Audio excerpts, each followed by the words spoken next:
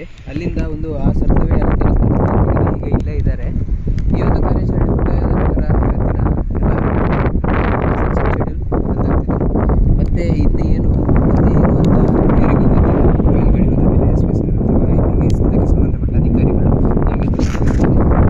So ಎಲ್ಲ ವೀಡಿಯೋಸ್ಗಳು like ಮಾಡಿ, share ಮಾಡಿ, ಈಶ್ವರ್ ಮಲ್ಪೆ ಅವರ ಯೂಟ್ಯೂಬ್ ಚಾನಲನ್ನು ಸಬ್ಸ್ಕ್ರೈಬ್ ಮಾಡಿ ಅಂತ ಹೇಳ್ತಾ ಹಗ್ಗ ಬಿಟ್ರಾ?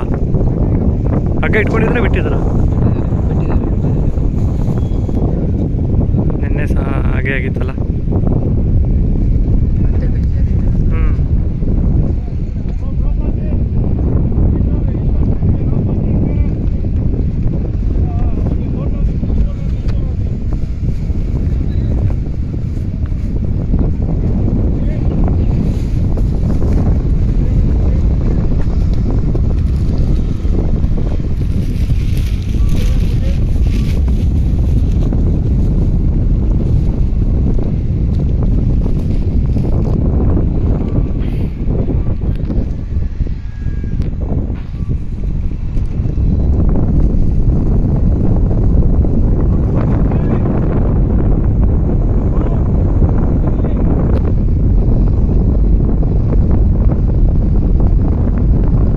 ಇನ್ನೊಬ್ರು ಮುಳುಗಿದ್ರಲ್ಲ ಅವ್ರೇನಾದ್ರು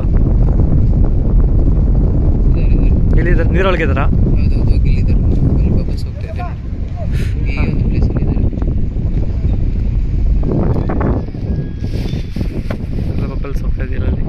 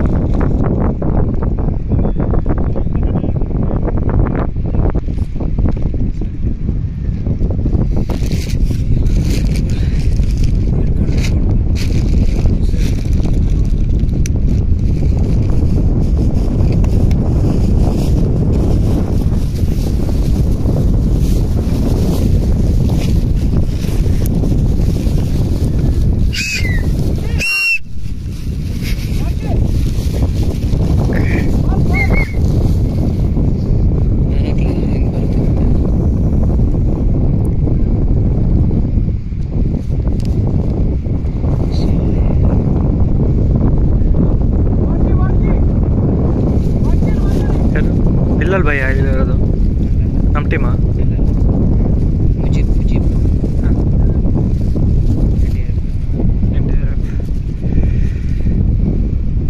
ಜಾಸ್ತಿ ಆಗ್ತಿದೆಯಲ್ಲ ನೀರು? ನೀರಿನ ಮಟ್ಟ ಈಗ ಜಾಸ್ತಿ ಆಗ್ತಾ ಬರ್ತದೆ. ಹೌದು, ಇನ್ನು ಹುಡುಕಾಟ ಕಷ್ಟ ಇದೆ ಅಂತ ಹೇಳಿದರೆ ಇವತ್ತು ನೀರು ಇದ್ರ ಮೇಲೆದ್ರು.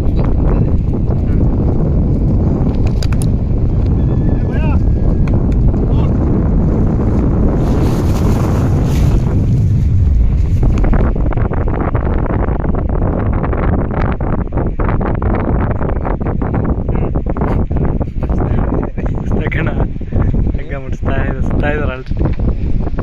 ಅವಾಗಲೇ ರೋಪೆಲ್ಲ ಪ್ಯಾಕ್ ಮಾಡ್ತಾ ಇದ್ದಾರೆ. ಈ ಕಡೆಯಲ್ಲಿ 2 ಡೈವರ್ಸ್ ಮೇಲೆ ಬಂದರು. ಇವತ್ತು ಸಹ ಮತ್ತೊಮ್ಮೆ ಈಶ್ವರನ ಹಗ್ಗ ಕೈ ಜಾರಿ ಹೋಯಿತು.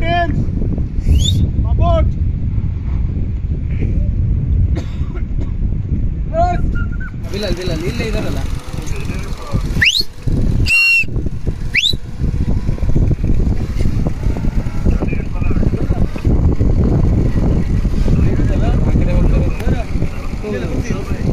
ಹೋಗ್ಲಿ ಅಲ್ಲ ಸರ್, ಅಲ್ಲೇ ಬರ್ತಾರೆ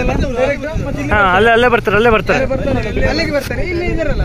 ಹಾಗಾದ್ರೆ ಎಸ್ ಪಿ ಸರ್ ಬರ್ತಿದ್ರೇನು? ಎಸ್ ಪಿ ಸರ್ ಅಲ್ಲಿ ನೋಡಿದ್ಯಾ?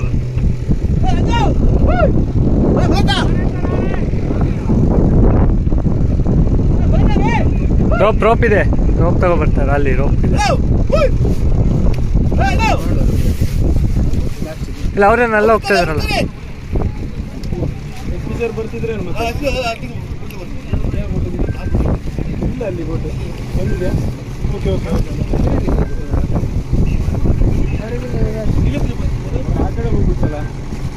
ಹಲೋ, ಯಾರು? ಎಸ್ ಪಿ ಸರ್ ಇಲ್ಲ, ಹೋಗ್ಲಿಕ್ಕೆ ಹೇಳಿಲ್ಲ. ಅವರೇ ಹೋಗ್ಲಿಕ್ಕೆ ಹೇಳಿದ್ರು.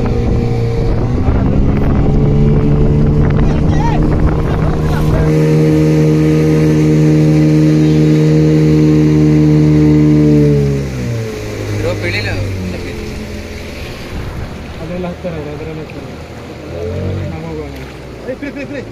ಅದರಲ್ಲಿ ಹತ್ತಾರೆ ಬಿಡಿ ಅವರು. ಹಾಗಾದ್ರೆ ಅವರನ್ನು ಕರ್ಕೊಂಡು ಜಾಳಿಗಾಡು ಅವರನ್ನು ಕರ್ಕೊಂಡು ಬಿಲಾಲ್ ಅವ್ರ ನಂಬರ್ ನನಗೆ ಮತ್ತೆ ಅಲ್ಲಿ 2-3 ಹಾಕಿದ್ರೆ ಫಿಕ್ಸ್ ಆದ್ರೆ ಕಷ್ಟ ಅಂತ. ಅವ್ರು ಬರ್ತಾರೆ, ಸರ್ ಕೊಟ್ಟಿದ್ದು ಹಾಕಿ ಅವ್ರು ಬರ್ತಾರೆ SP ಸರ್ ಕೊಟ್ಟಿದ್ದು ಹಾಕಿ ಒಂಚೂರು ಸಪ್ರೇಟ್ ಇಡಿ ಅಂತೇಳಿ. ಸರಿ ಸರಿ ಸರಿ. ಈಗಂದ್ರೆ ಅದು ಕಲೆಕ್ಟ್ ಮಾಡಿದ್ದೆ ಬೇರೆ ಇರ್ತದೆ, ಇದು ನಮ್ದು ಬೇರೆ ಇದೆ. ಅದಕ್ಕೆ ಅಲ್ಲಿ ವಾಕಿ ಅಲ್ಲಿ ಅವ್ರ ಮೊಬೈಲ್ ಇಲ್ವೇನೋ ಮಾರೆ ಮಾವನ್ ಎತ್ತಿದ್ರಿ ಮೊಬೈಲ್ ಇಲ್ವಾ ಕೇಳ್ತೀನಿ, ಕಾಲ್ ಮಾಡ್ತೀನಿ ಎತ್ತಿದ್ರೆ ಒಳಗಿದ್ದೀರಿ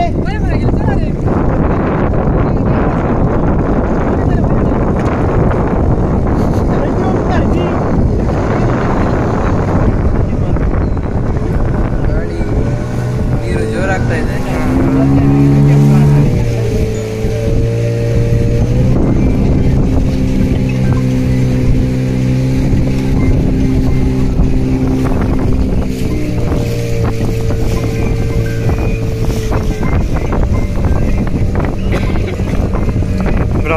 ಬಂದು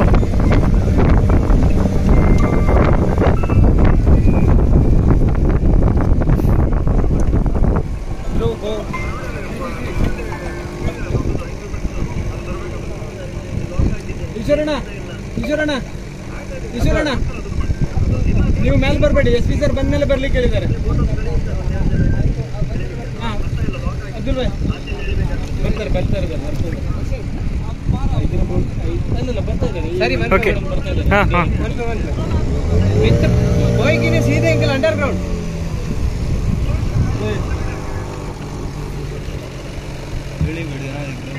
ಆಯ್ತಾಯ್ತು.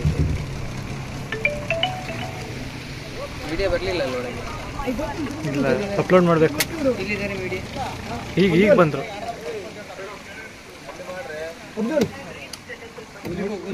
ಸರ್ ಅಲ್ಲೇ ಇದ್ದಾರೆ.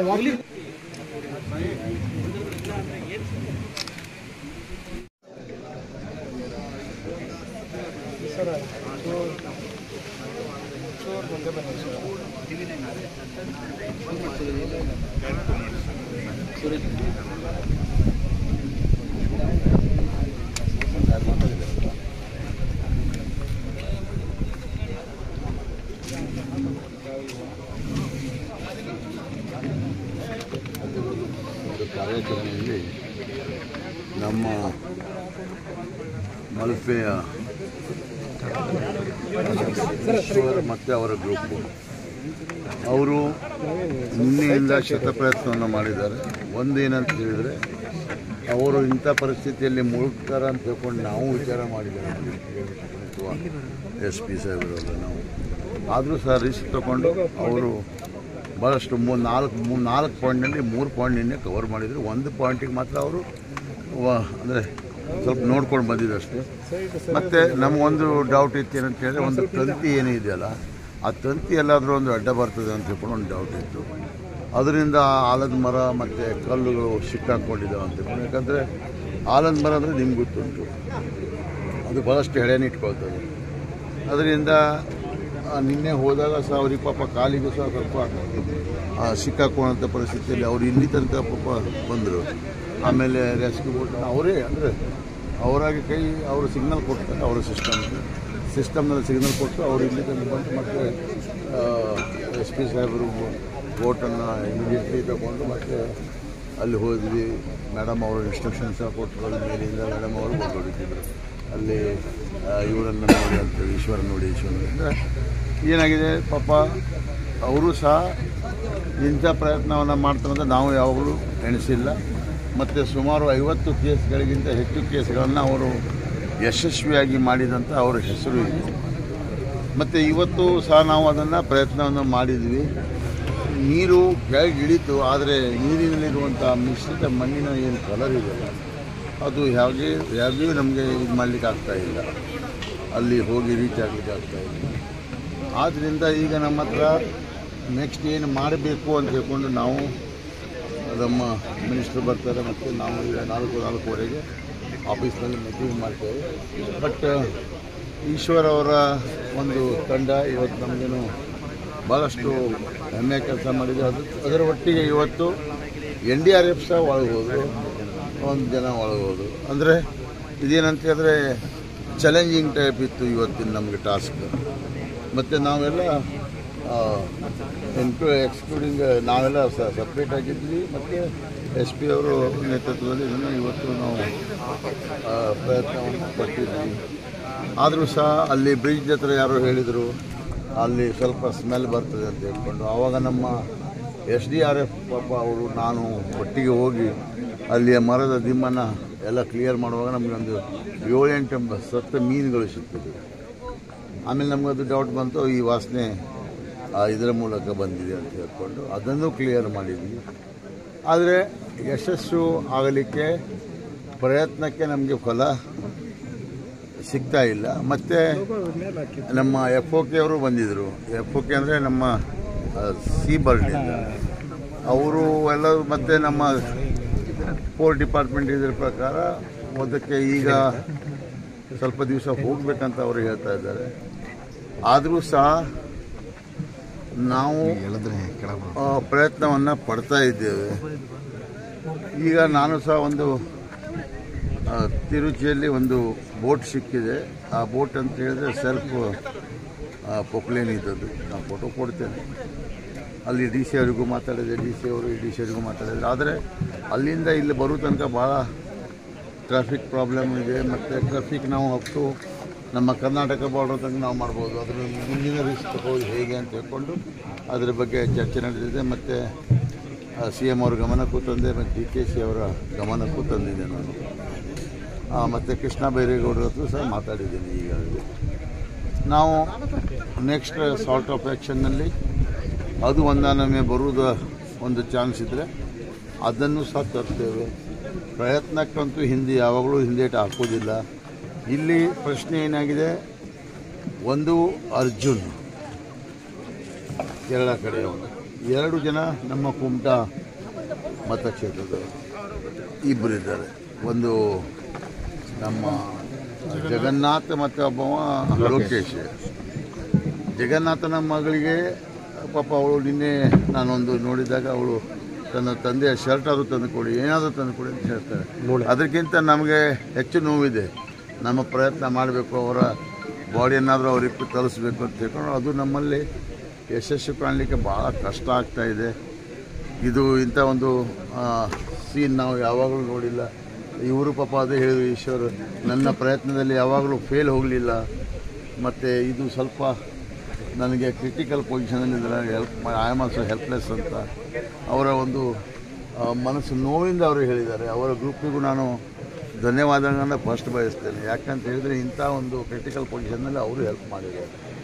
ಇದ್ರ ಬಗ್ಗೆ ಕೇರಳದವರಿರಲಿ ಅಥವಾ ಕರ್ನಾಟಕದವರಿರಲಿ, ಇದರ ಬಗ್ಗೆ ನಮ್ಮ ಕಾರ್ಯದ ಬಗ್ಗೆ ಯಾರು ಹೇಳುವಂಥದ್ದೇನಿಲ್ಲ. ಕಾರ್ಯದ ಬಗ್ಗೆ ಭಾಳಷ್ಟು ಪ್ರಯತ್ನ ಪಟ್ಟಿದ್ದೇವೆ.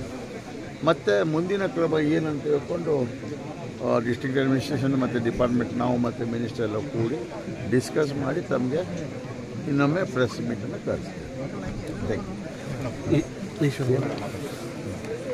ಸೇಮ್ ಮತ್ತೆ ಅದು ಮತ್ತೆ ಏನಾಗ್ತದೆ ಕನ್ಫ್ಯೂಷನ್. ನಾವು 3 ಪಾಯಿಂಟ್ ನಮ್ಮಲ್ಲಿ ಕೊಟ್ಟಿರೋ 4 ಪಾಯಿಂಟಲ್ಲಿ 3 ಪಾಯಿಂಟ್ ಆಲ್ರೆಡಿ ಹುಡುಕಿದ್ವಿ. ಅಲ್ಲೂ ಕೂಡ ನಾವು ಕಲ್ಲು ಮತ್ತು ಬೋಲ್ಡರ್ ಸಿಕ್ಕಿದೆ ನಮ್ಮೆಲ್ಲರೂ ತಿಳಿಸ್ತೀವಿ.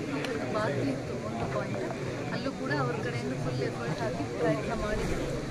ಅಲ್ಲೂ ಕೂಡ ಮರ ಮತ್ತು ಕಲ್ಲು ಮಣ್ಣು ಸಿಕ್ಕಿದೆ ಅಂತಲೇ ಹೇಳ್ತಾ ಇದ್ದೀವಿ. ಮತ್ತು ತುಂಬ ಫೋರ್ಸಾಗಿ ನೀರು ಬರ್ತಾ ಇತ್ತು, ಜಾಸ್ತಿ ಆಗಲಿಲ್ಲ. ಈಗ ಡಿಸ್ಟ್ರಿಕ್ಟ್ ಮಿನಿಸ್ಟರ್ ಸರ್ ಬರ್ತಾರೆ, ಬಂದು ಚರ್ಚೆ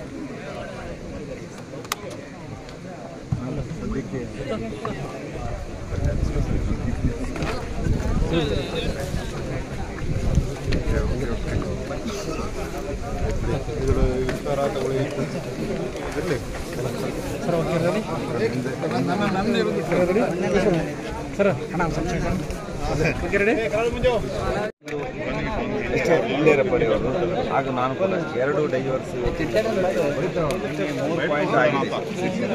3 ಪಾಯಿಂಟ್ ಆದಾಗ ಇವತ್ತು ಬಾಕಿ ಇತ್ತು. ಆ ಪಾಯಿಂಟಿಗೆ ಸಹ ಇವತ್ತು ನಾವು ಹೋಗಿದ್ದೇವೆ. ಹೋಗುವಾಗ ಅರ್ಧ ಒಂದು 90% ಬರುವಾಗ ಆ 90% ಮೇಲೆ ನೀರಿನ ಒತ್ತಡ ತುಂಬ ಜಾಸ್ತಿ ಇತ್ತು. ಯಾಕಂದರೆ ಹೋಗಲಿಕ್ಕೆ ಆಗಲ್ಲ ಆ ರೀತಿ ಗಾಡಿಯಲ್ಲಿ.